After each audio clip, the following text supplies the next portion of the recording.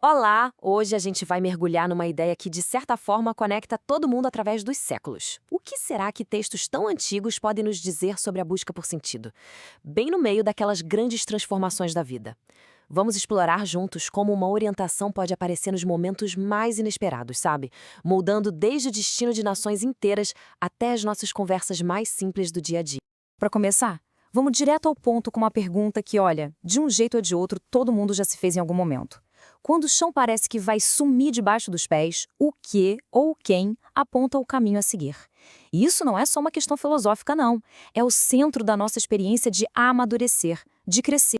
E para explorar essa ideia, a gente vai olhar para 4 fontes bem diferentes umas das outras. Pensa só. Tem uma crônica histórica que fala de poder, de política. Depois, um relato sobre ensinamentos que, nossa, dividem opiniões. Aí a gente vai para uma coleção de canções sobre desespero e resgate. E, por fim, um guia de sabedoria para o dia a dia. Cada um desses textos é como se fosse uma lente diferente para a gente entender o que é essa tal de transformação. Então vamos lá.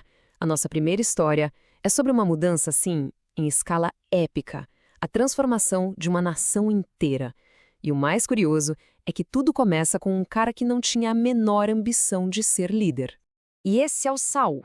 Veja bem, ele não está num campo de batalha, nem num conselho de sábios. Ele está no meio do nada, fazendo uma tarefa super comum, procurando as jumentas que o pai dele perdeu. Ele é como qualquer um de nós no meio da rotina, sabe? Totalmente por fora da virada de chave que o destino estava preparando para ele. E aqui é que fica interessante. A transformação dele acontece em etapas bem claras. Não é do nada, não é por acaso. É um processo guiado que parece até feito para combater aquela tal de síndrome do impostor. Primeiro vem uma validação privada, secreta. Depois uma capacitação interna, sabe? Uma força nova que ele não tinha antes. Aí sim vem o reconhecimento público e, para fechar, a prova final, na prática. É um padrão que mostra que as grandes transformações, na maioria das vezes, não são instantâneas. Elas são construídas passo a passo, com uma orientação clara. Agora, vamos mudar completamente a escala. A gente sai da arena pública, da história de uma nação, e entra no espaço mais íntimo que existe. A mente e o coração de uma pessoa que se depara com uma ideia. Uma ideia que desafia tudo aquilo em que ela acredita. O que provoca mudança aqui não é um ritual ou uma batalha, mas sim um ensinamento. Uma palavra dura. Dá pra pensar nisso como aquelas verdades inconvenientes que a gente encontra pela vida, sabe? Aquela ideia que te obriga a parar e pensar: espera aí, isso faz sentido pra mim ou é simplesmente pesado demais pra aceitar? E o resultado dessa provocação é quase uma bifurcação no caminho. A mesma orientação acaba criando 2 estradas diferentes. De um lado, a maioria, que reage com recusa. Afinal, o conforto daquilo que já se conhece é sempre mais atraente. Do outro lado, uma minoria, que percebe que por trás da dificuldade daquela ideia existia uma promessa de algo mais profundo. Isso mostra que a transformação interna muitas vezes pede coragem, né? A coragem de escolher o caminho da convicção e não da conveniência. E essa frase de Pedro é o ponto alto de toda essa jornada. Presta atenção. Não é uma declaração de alguém que entendeu tudo perfeitamente. Pelo contrário, é uma declaração de confiança na fonte. Num mundo cheio de incertezas, ele escolhe uma direção, não por ter todas as respostas na mão, mas por acreditar em quem as oferece. É aquele momento de clareza no meio da confusão, sabe? Uma escolha que transforma a dúvida em devoção. Agora, vamos ampliar o foco de novo. A gente sai do indivíduo e vai para a experiência coletiva.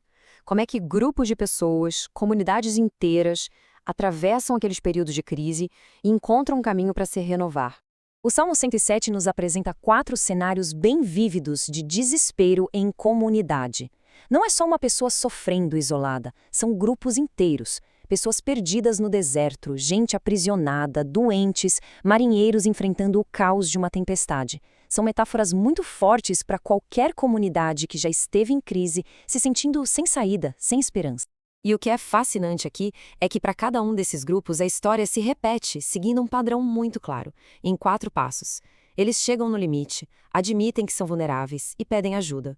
Então, eles recebem a libertação e, por fim, expressam gratidão. Isso é muito mais do que só uma história antiga, é quase um mapa da resiliência. E sugere que o ponto de virada, a transformação, muitas vezes começa exatamente no momento em que a gente reconhece que precisa de ajuda e tem a coragem de pedir.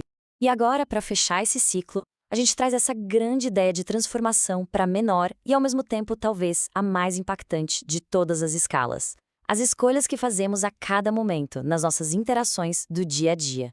Esse provérbio é um exemplo perfeito de, inteligência emocional ancestral. Ele mostra que a gente não é só vítima das circunstâncias, sabe?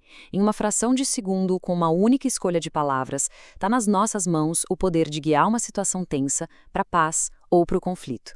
A orientação aqui é essa sabedoria de que pequenas ações geram, sim, grandes transformações. E essa citação dá um peso ainda maior para essas pequenas escolhas. Ela sugere que nossos atos do dia a dia, essas nossas microtransformações, não acontecem no vácuo. Elas têm um peso, uma ressonância. É aquela ideia de que o caráter de uma pessoa é construído na soma dessas pequenas decisões e que o jeito como a gente age quando parece que ninguém está olhando, na verdade, é o que define quem a gente é. Certo, a gente viajou da ascensão de um rei até o poder de uma única palavra. Agora, vamos juntar todas essas peças para ver qual é o quadro geral que essas 4 histórias pintam sobre a natureza da mudança nas nossas vidas. Olhando para tudo isso junto, fica bem claro.